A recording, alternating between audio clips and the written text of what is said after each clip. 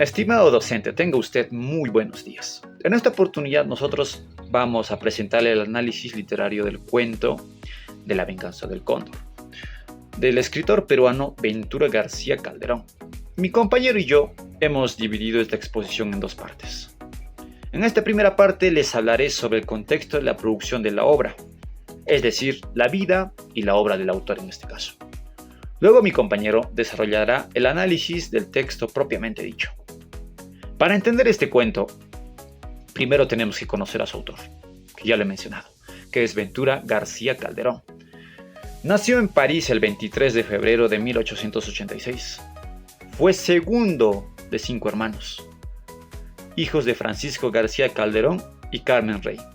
Y aquí hay un dato muy curioso que nos llamó la atención. Su padre había sido presidente provisional del Perú durante la guerra con Chile. Y por esa razón su familia se encontraba exiliada en Francia cuando él nació, ¿no? Aunque era peruano de nacionalidad, Ventura vivió la mayor parte de su vida en el país de Francia y escribió una gran parte de su obra en francés. Por eso se le considera una figura europeizada en este caso, dentro de la literatura peruana.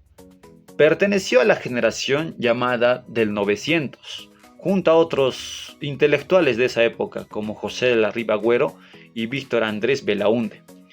Y algo muy importante para entender este cuento en particular es que en 1911 el autor, en este caso, regresó al Perú por unos meses. ¿Con qué objetivo?, se preguntarán. Él regresó a Perú con el objetivo de alguna manera explorar yacimientos de plata en la Sierra de Ancash. De este viaje él recogió imágenes, personajes, paisajes que 13 años después él convertiría en materia prima, ¿no? Lo que vendría a ser La venganza del cóndor. Es decir, que el cuento nace de una experiencia real del autor en la sierra peruana. En cuanto a su obra, el libro más reconocido es justamente esta colección de cuentos, ¿no? La venganza del cóndor. Pero también destacan otro, ¿no?, que es El color de sangre, que fue prolongado por el famoso escritor español Vicente Blasco Ibáñez.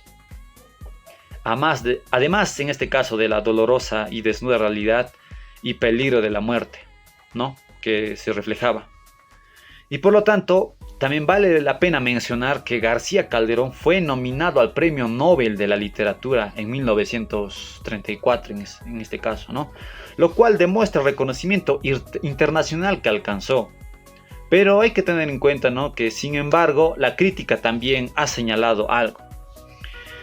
Al haber vivido casi toda su vida en Europa, en este caso en el país de Francia específicamente, su mirada sobre el mundo andino resulta ser a veces un poco pintoresca y distante, ¿no?, ya que él no es como tal, ¿no?, una persona que haya nacido en el mismo Perú a su 100%, ¿no?, como ha vivido mayor parte de su vida en Europa, ¿no?, por esa razón se le negaba este premio, ¿no?, casi como la del observador extranjero, más que de alguien que conoce más la realidad del fondo del Perú, en este caso, que vendría a ser otros autores peruanos, ¿no?, que bien lo conocemos, que vendría a ser como en este caso de José María Arguedas y entre otros. Y con esto termino mi parte de la exposición. Ahora le cedo la palabra a mi compañero, quien él va a hablar sobre el análisis del texto, el narrador, las acciones, los personajes, escenarios y el lenguaje y la valoración del cuento. Gracias.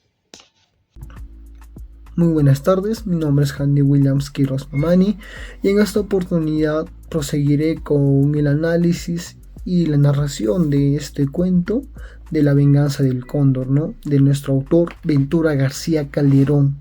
Bien, entremos de lleno, empezando por el narrador de La venganza del cóndor, que está contada por un narrador testigo en primera persona, quien es un joven bachiller limeño que viaja por primera vez a la sierra de nuestro Perú. Él no es el protagonista de la venganza, sino quien es quien observa los hechos sin terminar de comprenderlos del todo. Esto es clave porque nos transmite la misma sensación de extrañez y misterio que siente el propio narrador. Al inicio, la historia comienza en el puerto de la costa peruana. El narrador presencia una escena de extrema crueldad del capitán González, quien es un militar prepotente y brutal, que castiga de forma despiadada a su humilde indígena y sirviente, y soportando la humillación pública, ¿no? El castigo que es sometido a esto fue por una falta menor. Le propina tal castigo y lo humilla públicamente, demostrando un desprecio absoluto por su vida y dignidad.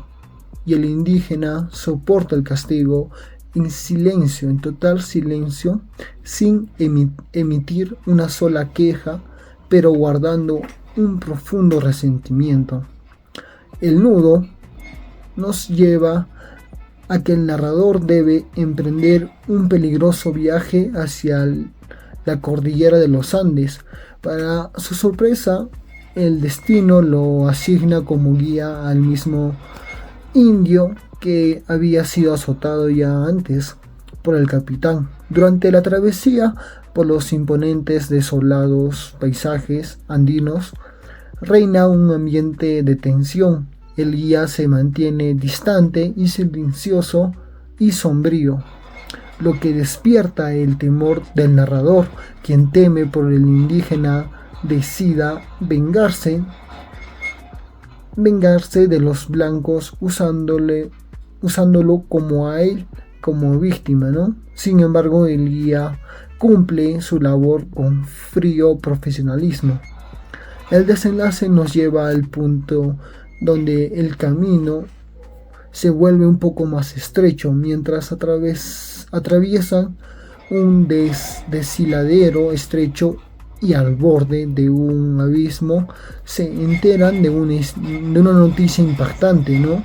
El capitán González, que viajaba más adelante en la misma ruta, había caído al vacío con su caballo.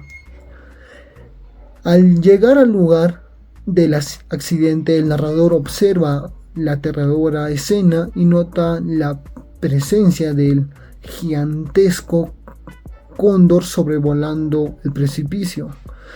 Es en ese momento cuando el guía indígena, con una sonrisa enigmática y una calma perturbadora, revela la verdad, diciendo: no fue un simple accidente. El guía insinúa que los cóndores, las aves sagradas y los guardianes de la cordillera atacaron al militar y lo empujaron al abismo para vengar los abusos cometidos contra el pueblo. La naturaleza andina ejecuta así una justicia misteriosa, poética, que los hombres blancos no pueden controlar, ¿no? Bien, pasemos ahora a los personajes. Tenemos 4 elementos que ya he mencionado, ¿no? Primero es el narrador, un joven observador ingenuo que llega al mundo que no conoce, ¿no? Segundo, el indio sirviente, humilde de apariencia, que no guarda una ira cometida y que finalmente se convierte en el agente de la venganza, ¿no? Tercero, el capitán González, el antagonista cruel y abusivo que representa la violencia del patrón sobre el trabajador indígena. Y cuarto, un elemento muy particular que son los cóndores o el cóndor, ¿no? Que no es un personaje humano, ¿no? Sí, es un animal y también representa a esta fuerza simbólica de la naturaleza, ¿no? Bien, en cuanto al escenario, la historia se ubica primero en el puerto de la costa peruana, que es el punto de partida.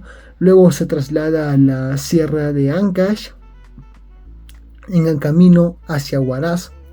Un paisaje agreste, lleno de precipitaciones y alturas, ¿no? Pero más allá del espacio físico hay también un espacio social, psicológico muy marcado. La tensión entre el patrón y el sirviente indígena, típica de las zonas rurales andinas de inicios del siglo XX, ¿no? Y hacia el final ese espacio se llena de un aire enigmático, casi sobrenatural. Sobre el lenguaje de esta obra, García Calderón utiliza un estilo elegante y muy descriptivo, la raíz modernista se podría decir. Los diálogos son breves y directos y hay dos recursos que valen la pena destacar, ¿no? Porque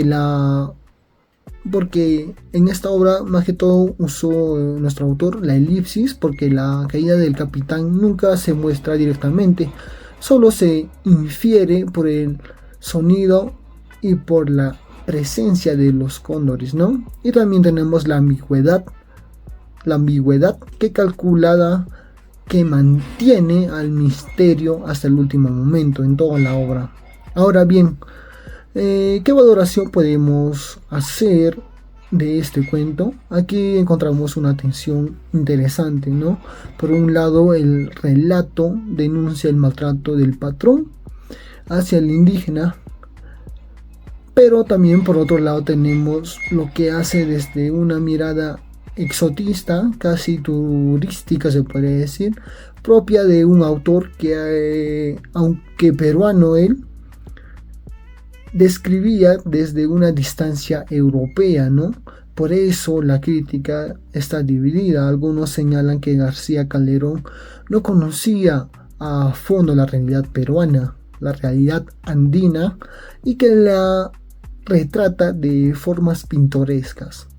Otros, en cambio, valoran la eficacia narrativa del cuento y su fuerza simbólica con una denuncia, aunque velada, de la injusticia social de la época. Para cerrar, quiero compartir una reflexión final.